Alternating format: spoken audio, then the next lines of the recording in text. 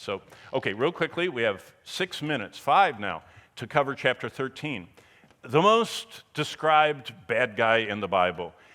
Revelation 13 reveals to us the beast of Revelation, who is the Antichrist. He's called the man of sin. He's superhuman. He's the final Caesar, Daniel says. He's the author of 666, we're going to see in this chapter. He is Jesus-like. He's kind of the replacement for Jesus.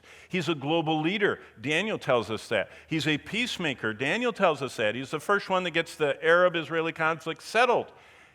He is what we most know as the Antichrist. And basically, if we were to sum up everything, and there's a huge section about him in the book of Daniel that you're going to study or already have, the Antichrist is a monster. He's super intelligent. It says that he seems to be the smartest human. Now, I'm not talking about Jesus, because Jesus was 100% human, 100% God. The Antichrist appears to be the smartest 100% human that's not 100% God. So among fallen people, he is really smart, super communicator, really good at making deals, a super businessman. It talks about that in Daniel. He's a super general. Can you imagine getting all the armies of the world to fight together? What a general. And he's really got an ego. But who is he? He's just the current incarnation of the original Antichrist, who is Satan. See, Satan empowers this man. That's why it says that he is the beast from the abyss. He is the most demonized human there ever was. And so the most powerful, intelligent, demon, fallen angel, Satan, fills this guy. And you know what Satan's like. John 8:44 says, Jesus told the religious leaders, you're like your father, the devil, a murderer, a liar. That's what the Antichrist is. Now, we already know from 1 John 2:18 and 4:3 that in the last days there's going to be a super outflow of demonism.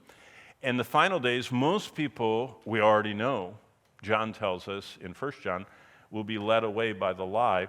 Jesus says in Matthew 24, the most repeated future event that Jesus talks about is right here. Deception. That's why you guys are way ahead. You're in Bible school, you're memorizing, you're studying, you're reading, you're categorizing every chapter of the Bible. But what this guy is able to do, Satan empowers the Antichrist and the false prophet. Well, let me just read to you. It's even better than saying it, to read it. Look at verse 11. I saw another beast coming up out of the earth. He had 2 horns like a lamb. He spoke like a dragon. So the 2 horns like a lamb means he looks delicate, but he's got a powerful voice. He exercises all the authority of the Antichrist, the first beast in his presence, causes the earth and all who dwell on him to worship the first beast, whose deadly wound was healed. Something happens. The Antichrist maybe gets assassinated, and then he gets, resurrected. It's a false resurrection. But look at this, verse 13. He, this false prophet, performs great signs, so he even can make fire come down from heaven. Now, can you imagine, being on television, the camera on you, and saying, do you want to know if I'm the real deal? Watch. And you go like that, and bolts of lightning, kind of Thor-like, from Marvel Avengers. Bow, bow, bow, bow. And you go, oh, that was fake. That's CGI. Okay, I'll do it over here. That's what verse 13 says a human being is able to do during the tribulation. So now we're not watching movies. This is Satan on steroids, trying to deceive the world. Great signs. And he deceives, verse 14, those who dwell on the earth. And then look what he does in verse 14. And we see, I just clipped this out of a magazine, March 13th. Technological singularity is coming in the next 20 years. Futurists predict a point where humans and machines become one, where we meld together chips and our brain. What we see, though, in Revelation is that Satan, with artificial intelligence, makes a robot. You say, really? Yeah. It says he makes an image, verse 14, of the beast. That's an image, like a statue, like an idol, who was wounded by the sword and lived. That was the mortal wound. And he was granted power to give breath to the image so it comes alive. That the image of the beast should both speak and cause as many as will not worship the image of the beast to be killed. He becomes like the Terminator.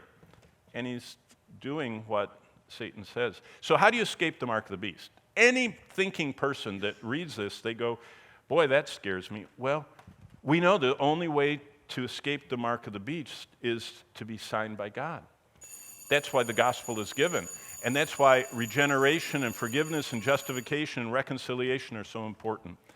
And that's what God left us here to share.